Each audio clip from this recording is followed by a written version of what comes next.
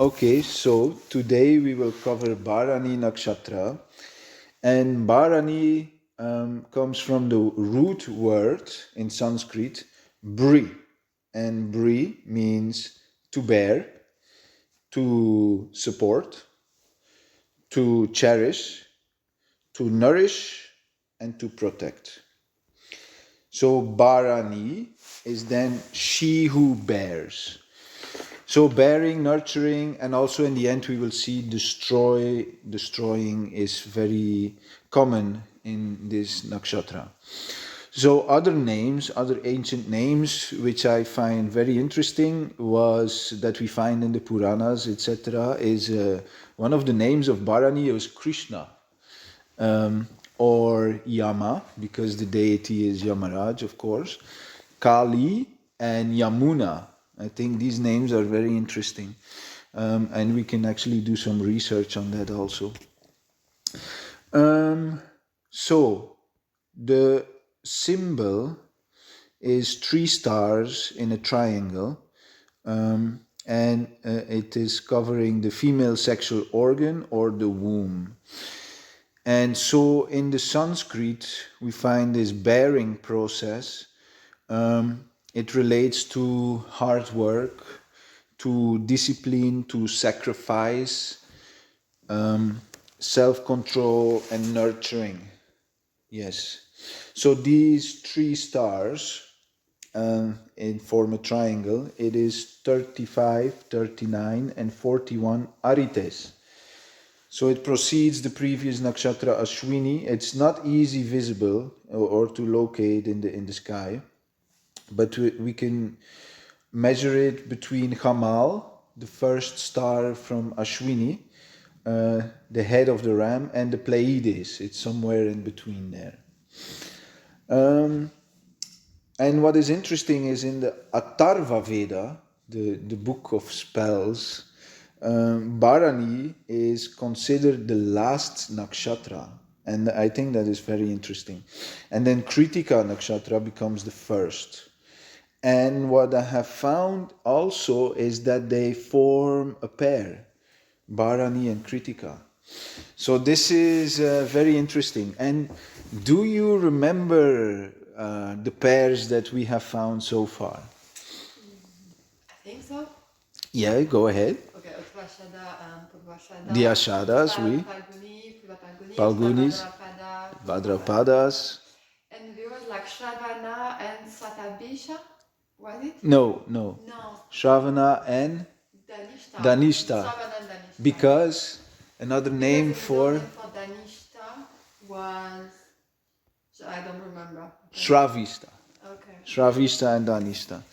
And then we had also, there's 2 pairs more. I can't remember right now. Vishaka and Anuradha. Yes, true. Yeah. Because another name for Vishaka was Radha. Yeah. So we had Radha and Anuradha. And then also Punarvasu and Pusha. Okay. I don't remember Punarvasu and Pusha. Yeah, so these are the pairs that we found so far. And then now Bharani and Kritika. So I guess I'm going to do some more research on that, but it's very interesting because those points where they connect with each other, they are called sandhis or joints. And these points form specific electromagnetic waves. And it was also considered to be the gateways to the realm of the gods, these points, where these nakshatras connect. So there's very volatile energies, very powerful placements actually, and what you see is that even when the sign transit from Pisces into Aries, for example, these transits, this is a Gandanta area also. These are very energetic points rather than weak points. Because some people will start thinking, the planet is weak there, but actually it is very strong energy. And you have to analyze that position. Also, it was avoided to marry in these dasha periods or in the transit of the day and the night. or from the night to the day, like in the early morning or in the, what is this name called? When the day transits into the evening. This is like a special moment. The golden hour. Yeah, the golden hour or something. Yeah, so people in India, they avoid to marry at these points. So rather through the daytime. And also when the lunar months transit, they also don't marry because the energies are very powerful and volatile. So that is interesting. So Bharani, it's like a combination of Mars and Venus because the planetary ruler is Venus and the lord of Aries is Mars. So Bharani combines those two energies. So you can already know that this will be a bit of passion there. Okay. Lots of creativity. Also very good for procreating, for artistic pursuits.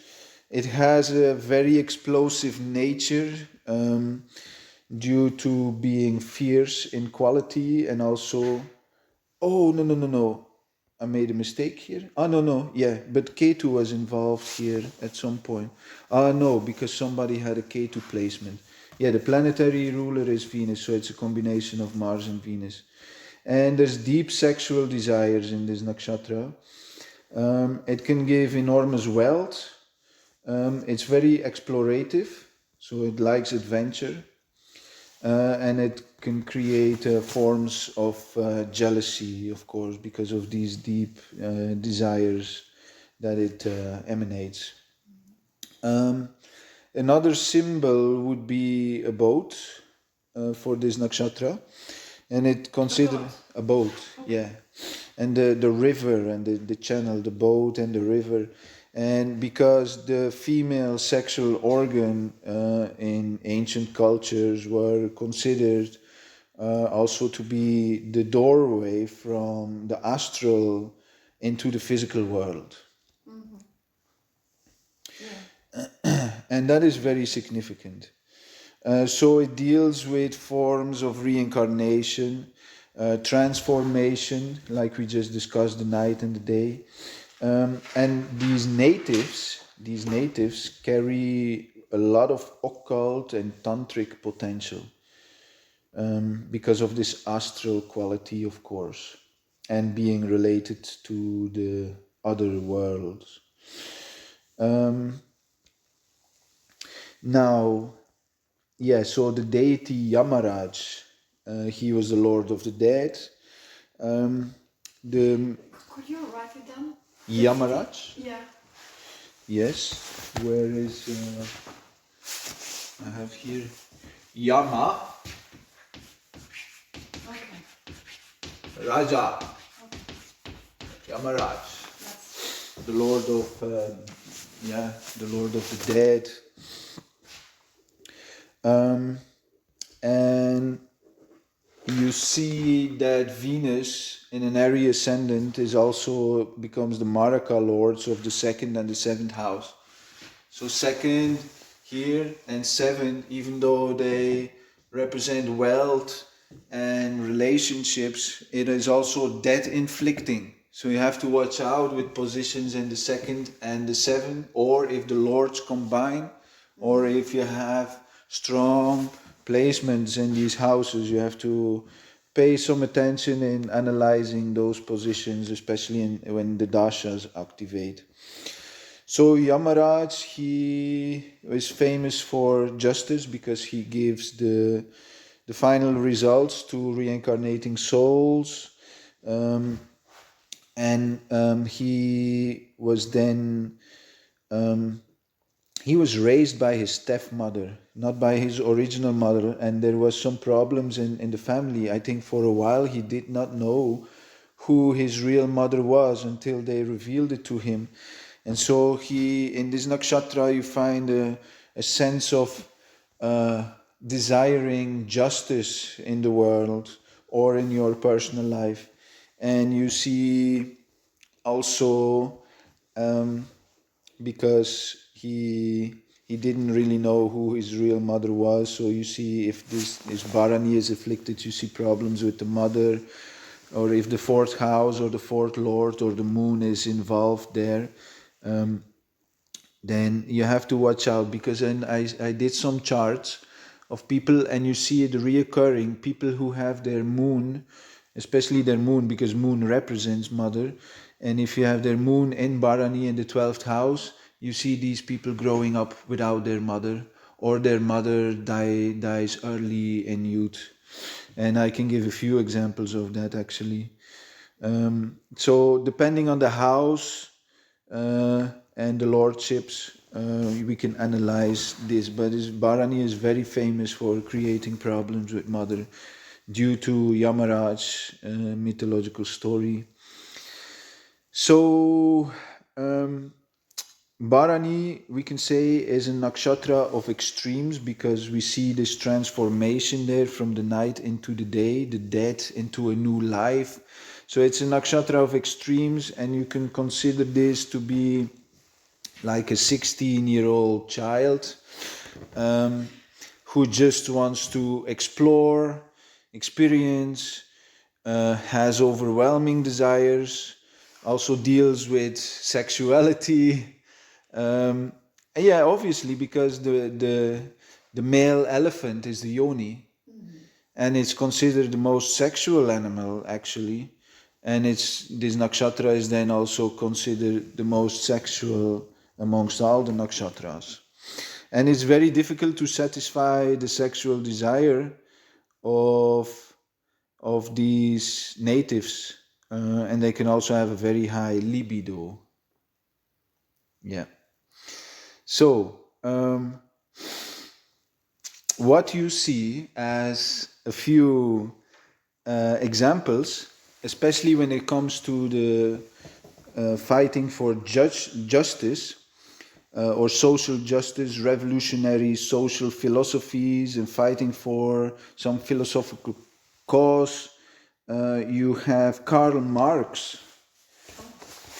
He was like very putting forward the social justice system.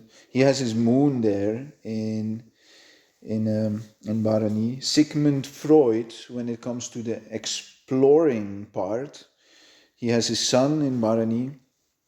And when it comes to the judgmental, arrogant side of this nakshatra, the fierce form of this nakshatra, Saddam Hussein also has his sun in this nakshatra.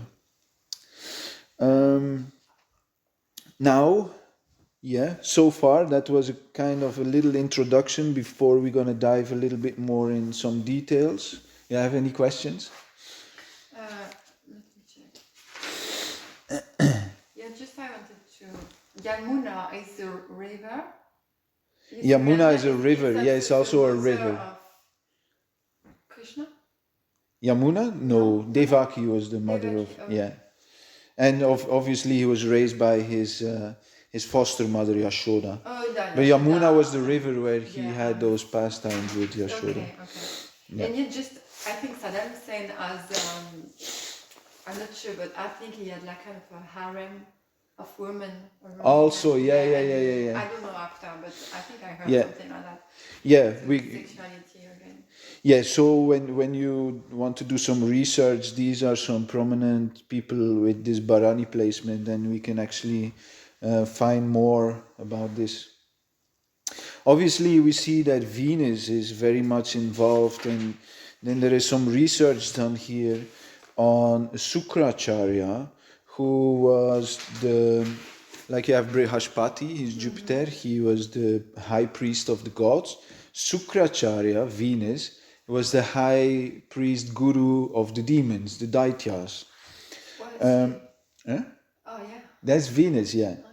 So, and he was very powerful, Sukracharya, and he had a special gift which Brihaspati did not have, and that's why the demons were so powerful, it is said. He had the gift of Sanjivini, Vijja, and that means the power to bring dead back to life. So again, you see this occult side of this nakshatra. And if you study the cycle of Venus, you have like 584 days to complete its cycle around the zodiac. And it appears as the morning star in the east for 263 days. Then it disappears for 50 days. And then it appears as the resurrection in the west as the evening star. So you see again this birth, death, and reincarnation. And then it disappears again for 8 days until it becomes the morning star again. And it's a very interesting cycle. In the ancient cultures, what was it in South America? The Mayans? Yeah, the Mayans, they actually, their astrological calendar is based on the cycle of Venus. So there's a very advanced system also, but you see they did like these human sacrifices to their gods.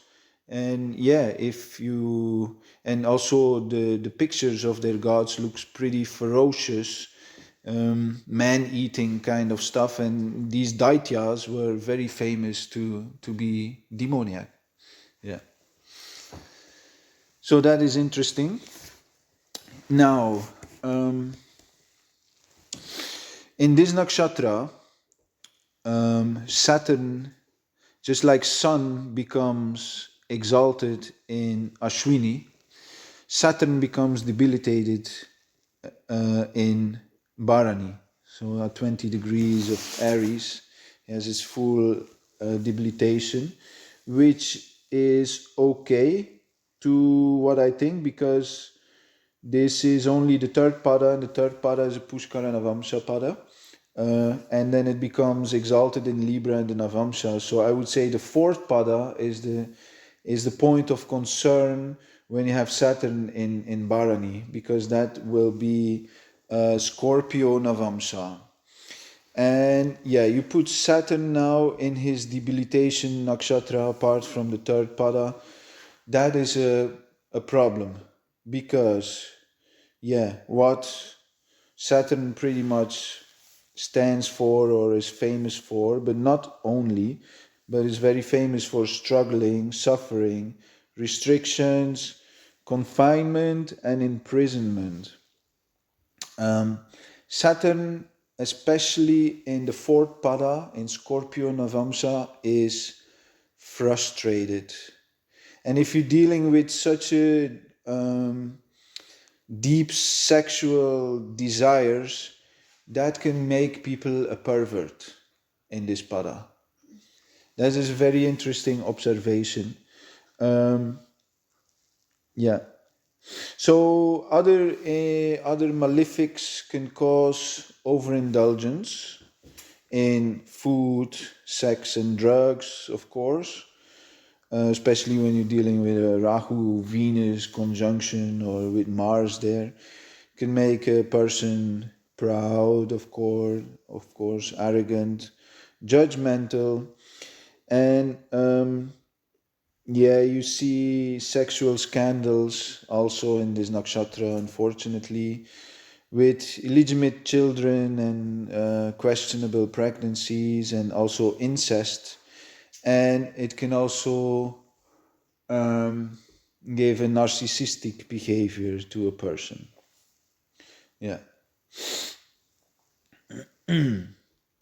Now, when you have some benefics there, I would say this person can be philosophical stubborn, can have his own views. This is going to be like Karl Marx, a social justice seeker, and they also bring religious or philosophical revolutions, and also warfare is seen, of course.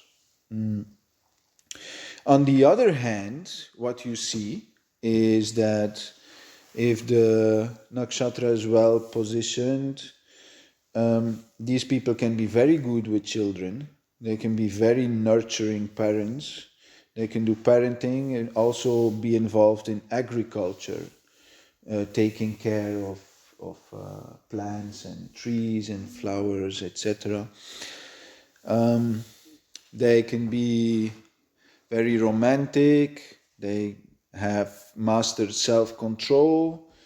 They're very creative, artistic, adventurous, patient, and also entertaining. So that is nice. Yeah.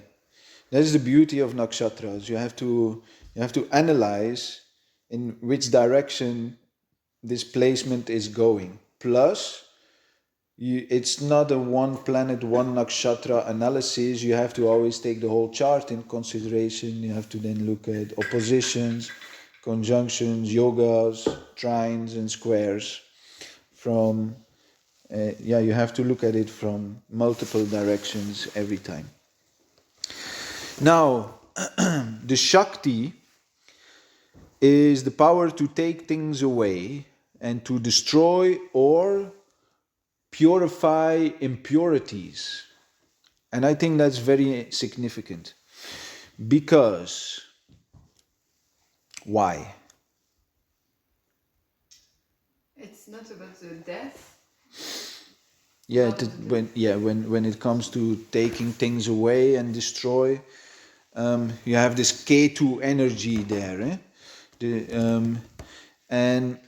but to purify impurity. So what I have seen is this nakshatra can create judges and lawyers, obviously, because there's so much that's related to Yamaraj being in such a high position as a high judge, I would say.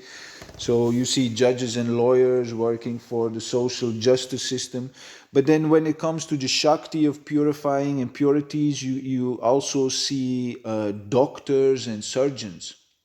Similar like Aśvinī, but Aśvinī is more like the first aid, have to be very quick. But you see surgeons who take their time to purify an impurity in somebody's body. But yeah, you have the Ketu there. This Ketu energy is the power to take things away and destroy. So on the one hand, you have this Venetian enjoying, entertaining pleasures of life. Obviously because the dosha is Pitta and the guna is Raja. Where this Ketu type of energy can take things away, destroy a person's life. And this person goes towards an occult side of life. Obviously, because we're dealing with the doorway from the astral into the physical world, as the female yoni. And then you see these people taking a life of solitude in ashrams, confinement in hospitals, as a surgeon or as a patient. Or you see them working in jails or being imprisoned in jails, because it is also belonging to the mṛtyu caste, the outcast. When it comes to the...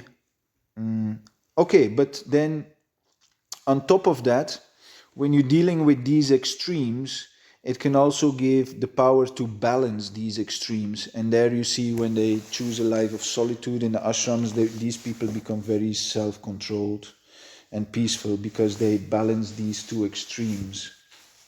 And they find the energy to do that.